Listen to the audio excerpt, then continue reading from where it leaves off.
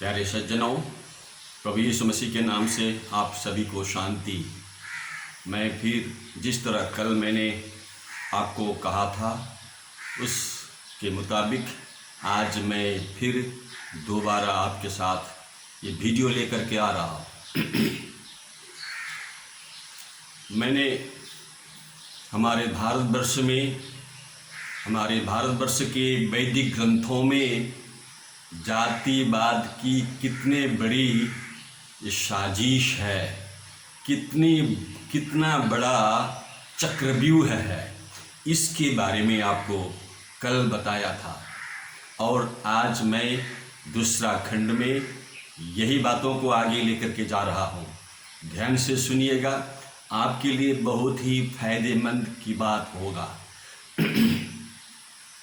मैं लगातार अब शुरू करने जा रहा हूँ।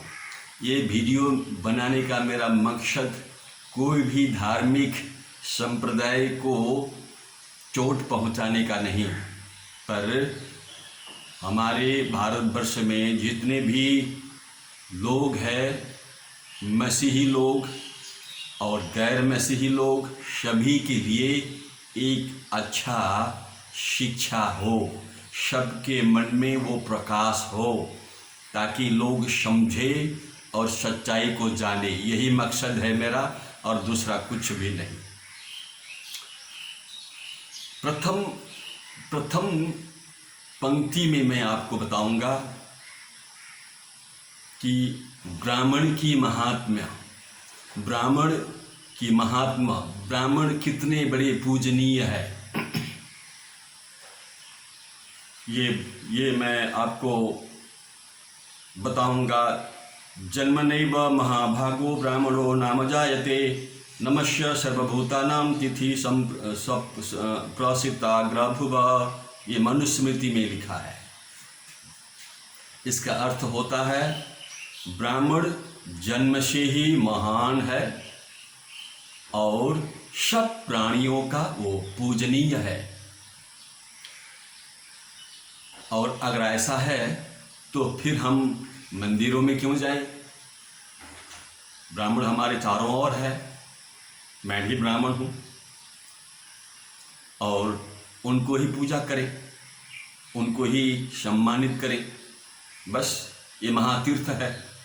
फिर तीर्थों को बनाने का, तीर्थों को जाने का, दर्शन करने के लिए ईश्वर ढूंढते हुए जाने का क्या मकसद है? जो ब्राह्मण लोग भी तीर्थ जा रहे हैं, ब्राह्मण को भी ईश्वर ढूंढना है। अगर ब्राह्मण खुद पूजनीय है, ईश्वर है, तो फिर हम तीर्थ क्यों जाएंगे? यदि साधु संत लोग ही पूजनीय हैं, तो फिर साधु संत लोग भी तीर्थों को जाते हैं ईश्वर ढूंढते हुए। ये हमें सोचने की बात है। ध्यान से सुनिएगा। नंबर 2, भागवत गीता 3:35 में लिखा है, भागवत गीता 3:35 में लिखा है, श्रेयान् स्वधर्मो विगुणा परधर्म स्वनिष्ठितात्, स्वधर्मे निधनम श्रेय परधर्मो भयावह। यहाँ आपने सोचा है इसका क्या मर्म है? इसके बारे में आपने कभी मन में कुछ सोचा? ये क्या बात है? इसका अर्थ है, जिसको मालूम नहीं, जिसको मालूम है आपने समझ लिया है, जिसको मालूम नहीं मैं उनके लिए कह रहा हूँ। ये मेरा तेरा धर्म, और इसी वजह से आज हमारे भारतवर्ष में इतने बड़ी धार्मिक युद्ध, धार्मिक कलह, जातीय कलह, वर्णभेद का कलह हो रहा है। एक दूसरे को देखते हैं हम अपने भाई, अपने पड़ोसी के रूप में नहीं, शत्रु के रूप में हम देखते हैं। इसका अर्थ होता है अच्छे प्रकार से आचरण में लाए हुए होने से भी, दूसरे के धर्म से तो गुणहीन होने से भी अपना ही धर्म अत्युत्तम है। दूसरे की अच्छी चीज़ों को हम नहीं देख पाते हैं, और हम जैसे हैं उसी को अच्छा समझते हैं। ये तो एक किस्म की अच्छी ही बात है, लेकिन इतने में काफ़ी नहीं है। यहाँ अपने धर्म में मरना भी कल्याणकारी है। लोग धर्म से, किसी धर्म ने लोगों को जन्म नहीं दिया, किसी धर्म ने लोगों को मृत्यु नहीं दिया। लोग जन्म लेते हैं मरने के लिए, ये एक प्राकृतिक योजना है। और इतना ही नहीं, दूसरे का धर्म भय देने वाला होगा। ये दूसरे का धर्म, तीसरे का धर्म, पहले का धर्म, ये क्या बात है? ये किसने सिखाया? कहाँ से आया? भगवान कृष्ण ने अर्जुन जी को उपदेश दिया है, ये भागवत गीता में। ध्यान से सुनिए, समझिए। ये धर्म का बड़ा इतना चक्रव्यूह किसने रचा, कहाँ से शुरू हुआ और इसका परिणाम आज क्या हो रहा है? आपको, मुझको ये समझना है। यदि हम भगवान कृष्ण को भगवान समझते हैं, ईश्वर और परमात्मा समझते हैं, तो ये भगवान इतनी छोटे दिल का कैसे हो गए? लोगों के, यदि वो भगवान है, चराचर जगत का मालिक है, वो ब्रह्मांड का मालिक है, तो फिर एक दूसरे के बीच में धर्म के बारे में युद्ध क्यों फैला रहे हैं? एक दूसरे को मारना काटना क्यों सिखा रहे हैं? किसी को पाने के लिए, कुछ चीज़ पाने के लिए, राज्यों को पाने के लिए, किसी अच्छी चीज़ों को पाने के लिए वहाँ पर हम छीनने के लिए जाते हैं। ये शिक्षा हमें भागवत गीता से ही मिला है। सुनिए, ये दूरदर्शिता यहाँ पर हमें नहीं दिखाई देता। धर्म का कलह, धर्म का युद्ध हमें यहाँ दिखाई देता है सज्जनों। और आगे आप समझ जाइए। आपको, आपके साथ यदि भागवत गीता है तो पढ़िए, समझने के लिए पढ़िए, वहाँ पर झगड़ा करने के लिए, युद्ध करने के लिए नहीं, समझने के लिए पढ़िए, ताकि आपके जीवन में, आपके अपने लोगों के जीवन में फायदा हो। जिस तरह हम यदि कहीं किसी रीति से गलत रास्ते में हैं तो सही रास्ते में आ जाए। नंबर 3, चतुर्वर्ण्यम मया सृष्टि गुण कर्म विभाग स तस्य कर्तारपि माम विद्य कर्तारव्ययम्। ये चार वर्ण को विभक्त करके एक दूसरे के पराधीन, एक दूसरे के अधीन में हमने कर दिया। ये भी भागवत गीता में ही भगवान कृष्ण ने सिखाया है। 4 का 13 में लिखा है। पढ़ के देखिएगा, खोल के देखिएगा। गलत सोचने से पहले अपने ग्रंथों को, भागवत गीता को खोल के पढ़िएगा, तभी आपके समझ में आएगा भागवत गीता में क्या लिखा है। आपको यदि मालूम ही नहीं फिर भी कहते हैं मैं हिंदू हूँ, ये गलत है, आप गलत रास्ते में हैं। अगर समझ जाते हैं तो आपके लिए ये बहुत बड़ा आईना दिखाने वाला है, बहुत बड़ा सच्चाई का पर्दा खोलने वाला है। चतुर्वर्ण्यम मया सृष्टिम गुण कर्म विभाग स तस्य कर्तारपि मम विद्य कर्तारव्ययम्।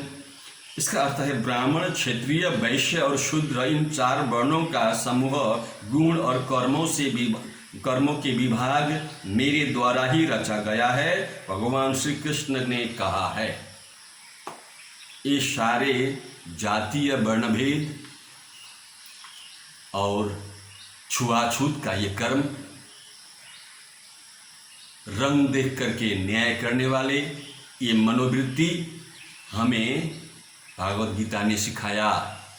इसका परिणाम हम भारतवर्ष के लोग भुगत रहे हैं। एक दूसरे को हम देखते हैं तो अपने भाई के रूप में नहीं, शत्रु के रूप में देखते हैं। आगे 4 नंबर में जन्मनो जायते शूद्र संस्कारात् द्विज उच्यते वेद पाठात् भवेद विप्र ब्रह्म जानाति ब्राह्मण।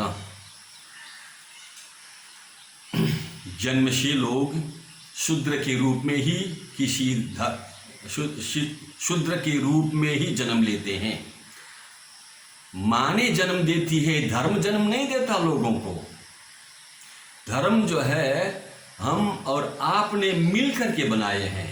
लोग धर्म से पैदा नहीं होते, लोग पैदा होते हैं माँ के गर्भ से पैदा होते हैं। यहाँ पर लिखा है जन्मनो जायते शूद्र संस्कारात् बीज उच्यते। कहाँ पर लिखा है? मनुस्मृति 26 का 85 से लेकर के 14 का 71 तक आप खोल कर देखिए मनुस्मृति को, वहाँ आपको आईना की तरह साफ दिखाई देगा। वेद जो वेद पढ़ते हैं वही ब्राह्मण है, तो सारे शूद्रों को वेद पढ़ाइए। आप शूद्र जितने भी हैं, नीच जाति के लोगों ने नीच जाति को बनाया और ब्राह्मणों ने खासकर नीच जाति को बनाया। आप सब वेद पढ़िए और ब्राह्मण बन जाइए, फिर ब्राह्मण लोग क्या करेंगे? और आगे ये इतिहास प्रणाभ्याम वेद समुपबृहयत्, इसका अर्थ होता है बृहत् वस्तुतः इत्यादि उक्ति वेदों के ही है, यही वेद व्याख्या करता है।